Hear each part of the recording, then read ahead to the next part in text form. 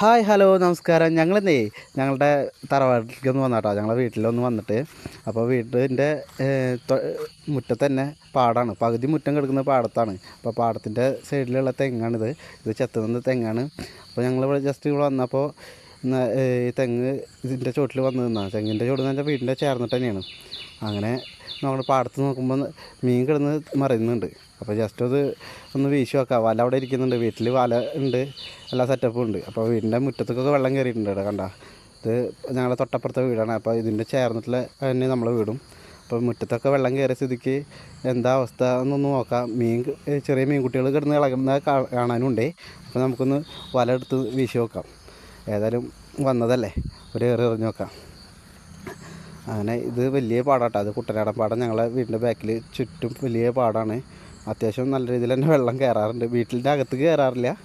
അപ്പോൾ ഞാൻ വല ഒന്ന് കുടഞ്ഞെടുത്ത് അതൊന്ന് കുറച്ച് തട്ടി ക്ലീൻ ചെയ്യണം. കാരണം അനിയന്മാർ വീശിയിട്ട് അങ്ങനെ വെച്ചിട്ട് പോയുള്ളതാണ്. അവർ രാത്രിയിൽ ഇടയ്ക്ക് വീശാറിലാണ്. അപ്പോൾ ഈ ഒരു ഗ്യാപ്പ് തന്നെ ഉള്ളൂ വീശാൻ. പിന്നെ അപ്പുറത്ത് കച്ചറികളൊക്കെ പുല്ലും കാര്യങ്ങളൊക്കെ ഉള്ളത്. അപ്പോൾ ഈ ഒരു ഗ്യാപ്പിൽ തന്നെ വീശാൻ പറ്റുള്ളൂ. അപ്പോൾ എന്തെങ്കിലും കിട്ടിയാലോ എന്നുള്ള രീതിയിൽ വെറുതെ ഒരു രസം, നമുക്ക് എന്തുണ്ടാവുക നോക്കാമേ. അങ്ങനെ ചുറ്റും വെള്ളം ഇടാം, മുറ്റത്തൊക്കെ വെള്ളമുണ്ട്. ഈ വെള്ളത്തിലാണ് നിന്നിട്ട് തന്നെ പരിപാടിയൊക്കെ. നമ്മളെ വീടിൻ്റെ മുറ്റത്ത് വെള്ളമല്ല, നമ്മളെ വീട് ഇതിനായിട്ട് ഒരു തരി കയറിയിട്ടാണ്. ഇത് നമ്മളെ വീടിനോട് തൊട്ട താഴത്തായ കാരണം കുഴപ്പമില്ല അല്ലേ, അത്ര വലിയ ഇതില്ല അല്ലേ. അപ്പോൾ ആകെ ഒരു വല തന്നെ എറിയാൻ ഉദ്ദേശിച്ചിട്ടുള്ളൂ. അപ്പോൾ എന്താ അവസ്ഥ എന്ന് നോക്കാട്ടോ. അപ്പോൾ നമ്മളെ വല വീശിയാണ്.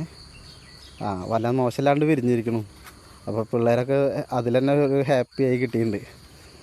ഇനി അത് വലിച്ചു കയറ്റുമ്പോൾ അറിയാം എന്താ അവസ്ഥ എന്ന്.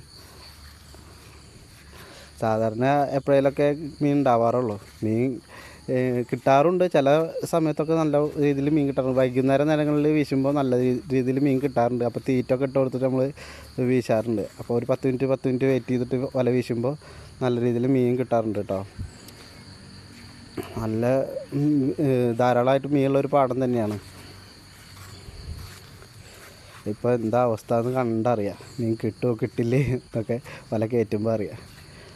എന്തൊക്കെ വലയിൽ മുട്ടുന്നുണ്ട് കേട്ടോ, വലയിൽ എന്തൊക്കെ തടയുന്നുണ്ടേ. വല വലിച്ച് കയറ്റട്ടെ എന്തായാലും. ആടാ മീനുണ്ട്, മീൻ കാണുന്നുണ്ട് കേട്ടോ. നല്ല രീതിയിൽ തന്നെ മീനുണ്ട്. ആഹാ അടിപൊളി. അപ്പം മോശമായില്ല എന്ന് വന്നത്. അപ്പോൾ ഈ ഒരു വലയോട് കൂടി തന്നെ നിർത്തുകയാണ്. ഇനി അധികം പരിപാടികളൊന്നുമില്ല, ജസ്റ്റ് ഒന്ന് വീശിയെന്നുള്ളൂ. മേല് ചെലയാക്കാൻ താല്പര്യമില്ല. അപ്പോൾ ഇന്നത്തെ പരിപാടി ഇന്ന് കുറേ വീട്ടിൽ ഓട്ടം പോകാനൊക്കെ ഉണ്ട്. അപ്പോൾ ജസ്റ്റ് ഒരു എറിഞ്ഞ് നോക്കിയതാണ്. നമുക്ക് മീൻ കിട്ടിയിട്ടോ, നല്ല മീനുണ്ട്. നല്ല മീൻ എന്ന് വെച്ചാൽ ഒരു 5-8 കാണാനുണ്ട്.